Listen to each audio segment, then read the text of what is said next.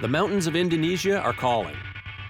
I'm off to explore their wild volcanoes, where rocks, mud, and gas explode out of the earth.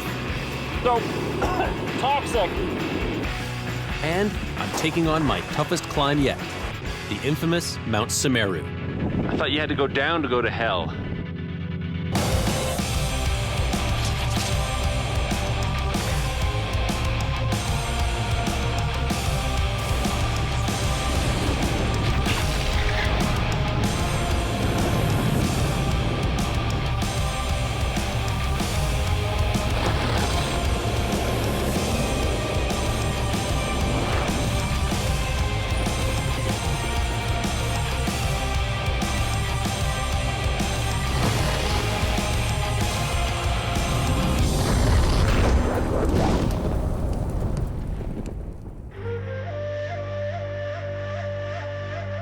Indonesia is full of color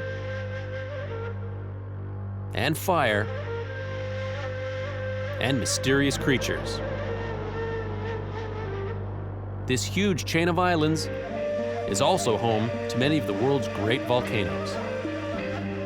Like a moth to a flame, I'm drawn to them, to get up close and feel the power that rises up from beneath the ground. But getting to these amazing forces of nature is almost never a simple journey.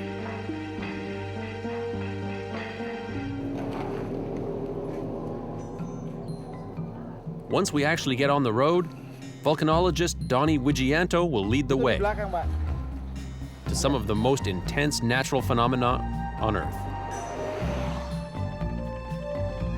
The first stop is to a place that has fascinated me since I was a boy.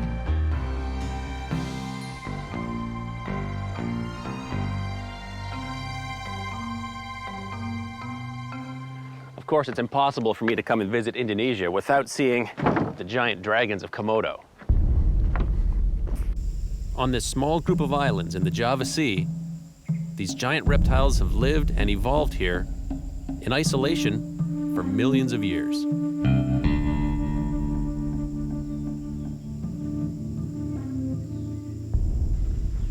The Komodo dragons, they're not only the largest lizard in the world, but they're a fascinating species. In their mouth, they have bacteria, and what they'll do is they'll bite their prey, and they may not even kill it right then. It may die a day, a week even later, and then they'll scavenge and find the carcass later. They can smell a dead carcass from kilometers away. I don't like the way he's looking at me. I have to approach this area with extreme caution. This is a Komodo dragon nesting area, and there's a mother who's keeping a very, very close eye on me right now. She's guarding her eggs, and when they hatch, the young will go up into the trees for 2 years to protect themselves from the older Komodo dragons that are actually cannibals. In about 5 years, this cute little guy will grow up to look like this. But don't let their docile moves fool you. When they want to, they can run faster than most humans. Which means I've got to be cautious and carry a special stick for keeping the more aggressive dragons at bay.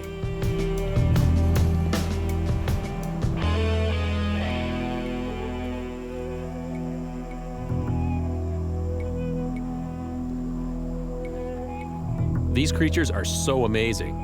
I could stay here and shoot pictures all day. But it's time to move on and get up into some volcanoes. The next stop on my journey is Papandayam volcano. In 2002, it had a large eruption with pyroclastic flows that came down the side of the mountain. Right now, the activity is fumaroles and gas vents. I'm gonna see how close I can get.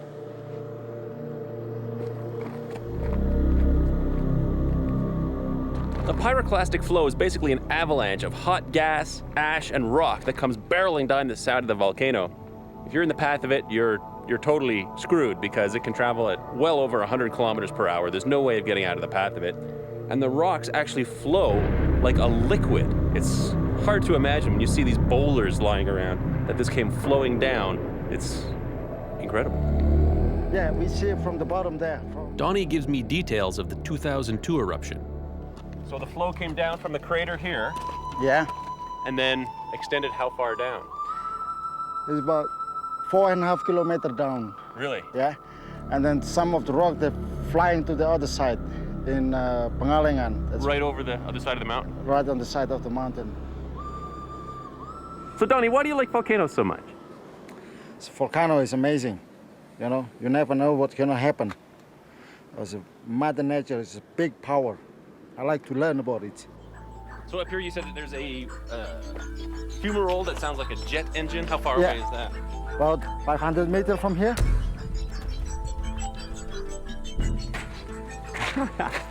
Ooh, and this is steep here, isn't it?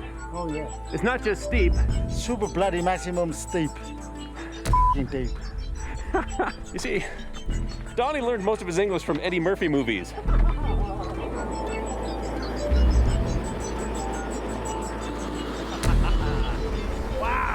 Donny leads me to the gas vents. A fantastic display of the power that's just below our feet. Now that sounds like a rocket engine.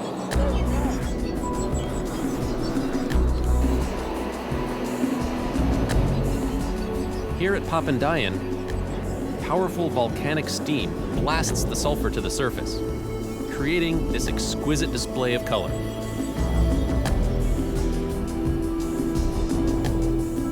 Now I want to get right up in the gas field.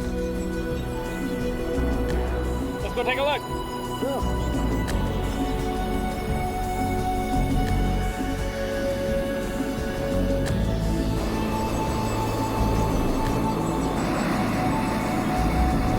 But that's so amazing. There's so much liquid sulfur in that one spot. It's just bubbling away. Inside these vents is a pond of liquid sulfur. And in its liquid form, it's orange. And when it comes up through the gas, it crystallizes and forms these yellow deposits that you see everywhere here. But the gas is so toxic. Woo!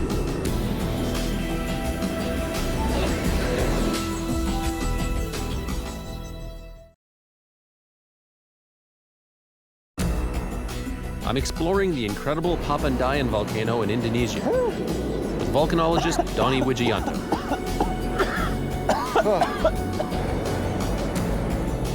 But the unstable footing and toxic sulfur gas make it a dangerous place.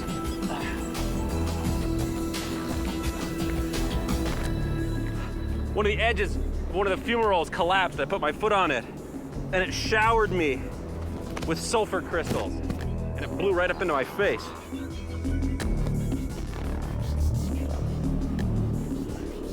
Oh, wow. It's a good thing I was wearing these. So look at this, and I kind of imagine what it would be like to walk on the surface of Venus or Neptune. And I think it would be something like this. And this otherworldly landscape has a wide variety of volcanic activity.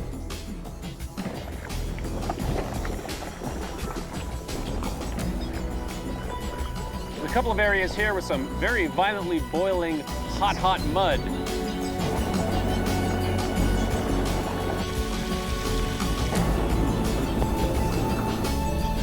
The boiling water and volcanic ash beneath the Indonesian islands creates this natural wonder.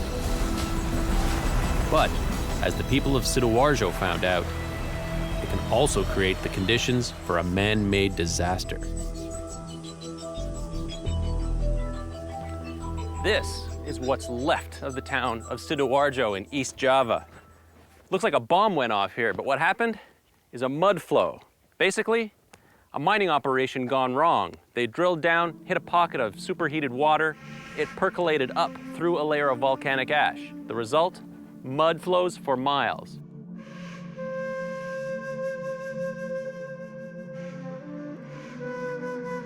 This slow-motion tsunami of hot mud completely destroyed everything in its path, leaving the entire town devastated.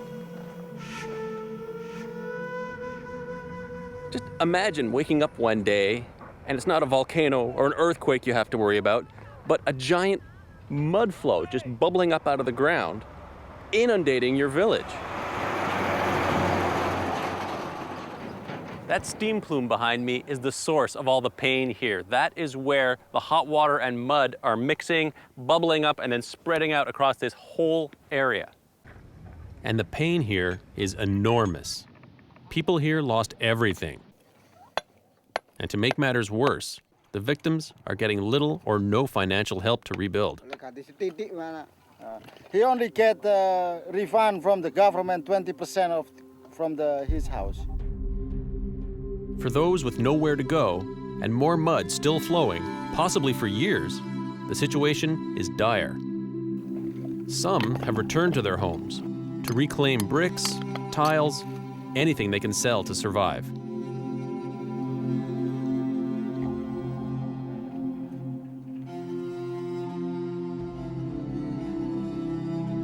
I often visit the site of hurricanes, tornadoes, volcanoes, earthquakes. These are natural phenomena that only become a disaster when they affect human populations. Now this is obviously a disaster, but not a natural one.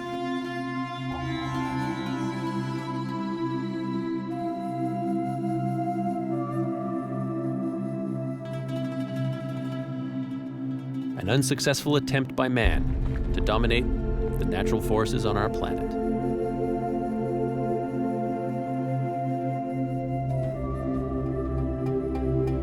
Now it's time to prepare for the toughest challenge on this trip: scaling the giant volcano Semeru. Now, the top of Semeru is not a very forgiving place. It's high, it's windy, it's cold, and of course, there are explosions. Semeru kills people quite regularly.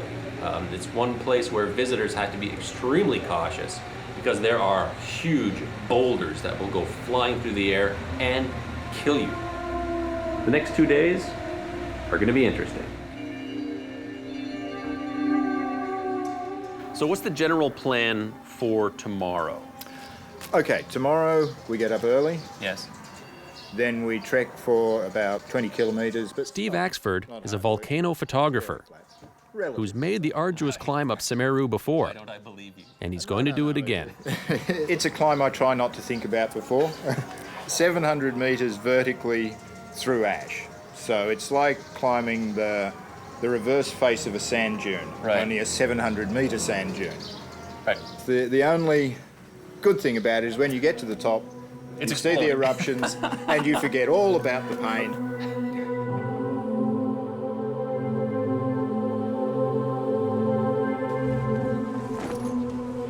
Morning prayers have been said, the roosters have crowed, the bags are packed, the jeeps are loaded. I'm slightly awake, but heavily motivated.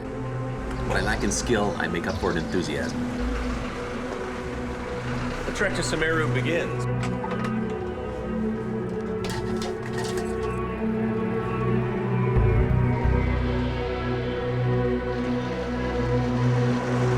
Right now, got about a 2-hour jeep ride to get to Ranupani. That's our jumping off point. We're going to start hiking for about 4 hours, set up base camp, and then early tomorrow morning, push to the summit.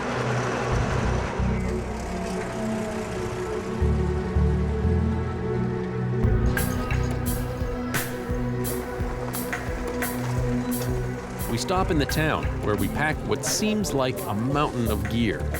And with the help of our amazingly strong porters, we'll hike it all up the mountain.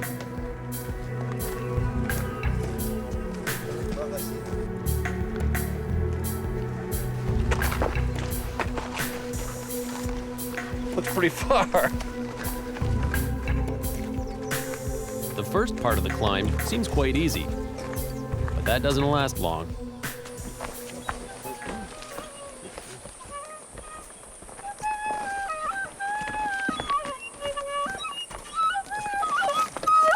Every now and then I get these glimpses of the volcano through the trees, and it's really active.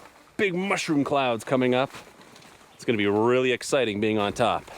This climb is not going to be easy, but I've learned one thing in all my volcano explorations, and that is, if you want to see the good eruptions, you got to work for it. and work we do. It's a long, hot trek up to the base camp. The local men are acclimatized to the heat and the altitude, but the rest of us, I don't know how these guys do this every day.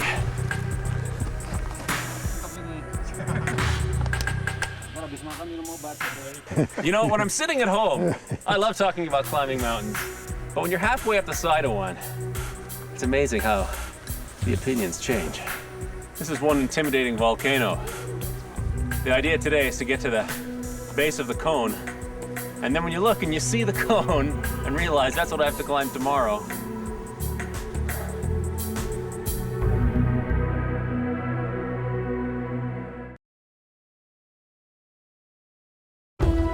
I'm in Indonesia, where we're making camp, preparing for the final push up the incredible Mount Semeru.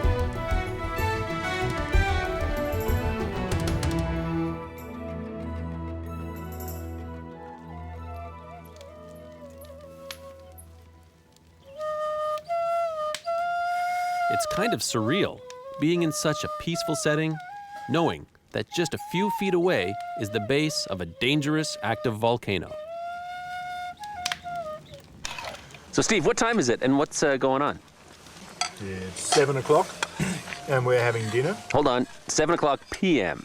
7 o'clock p.m. And what time are we getting up? 12:30 a.m. But we don't have to get going until 1 o'clock a.m. Then we climb through the forest, which is difficult. And then we get to the ash cone, which is more difficult. When you get to the top, the first thing is relief. The second thing is shock and awe, perhaps. After this one, I'm not climbing any more mountains. We've got 5 hours. Then we have to get up again. It's bedtime. Nighty-night. Where's my tent? There it is. Good morning, it's about 1:45. I got maybe 20 minutes worth of sleep last night. Frigid cold, uneven ground, and splitting headache, so today should be interesting. All I gotta do now is get my stuff organized and then start heading up the mountain.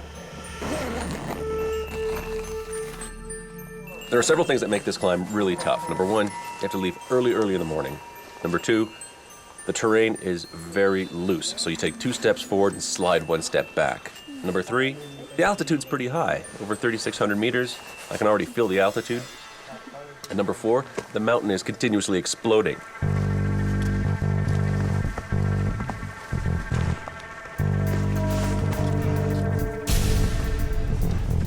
And this is the easy part. It gets much harder from here. 20 to 3 a.m. The climb's a bit slow. It's very steep and dusty. So far, so good.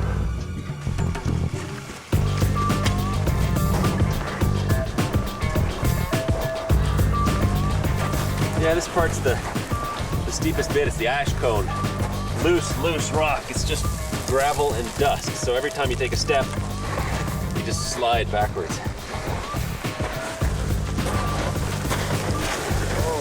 Like that. Gotta rest every few paces. It's just so incredibly steep.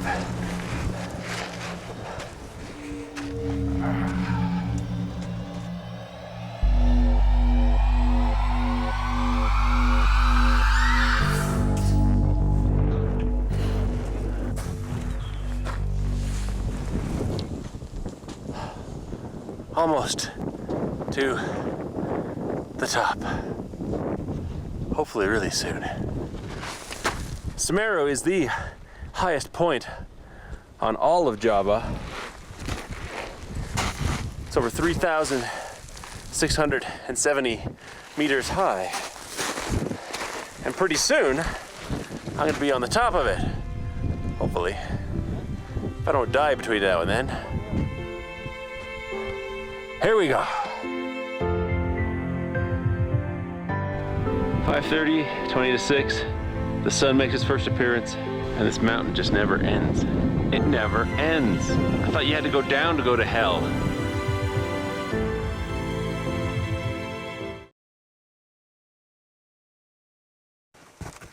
After a brutal all-night climb, I'm almost at the top of Mount Semeru in Indonesia. Wow, beautiful. Better keep going. Oh, the glorious last few steps. Summit! I'm never going to do it again. The same as I said last time. Never do it again. Funny, I was saying the same thing to myself. The summit area of the volcano is a relatively safe place to watch the eruptions. But behind me, only a stone's throw away, is the extreme danger zone along the crater rim. And it's because of these flying rocks out of the volcano. Several people have been killed there. Here's the danger area. Stay away from the crater. I think they put that sign up here for other people. Well, maybe this is a bit too close. So I retreat to a slightly safer spot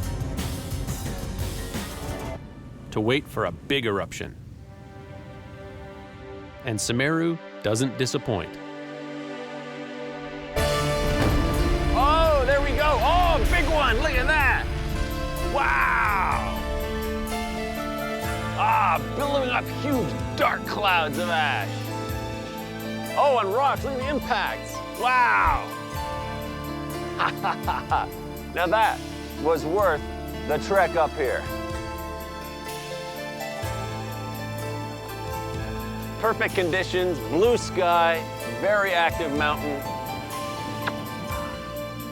The volcanoes of Indonesia have been erupting, sometimes violently, for millions of years, killing countless people, affecting global weather patterns, and spawning devastating tsunamis.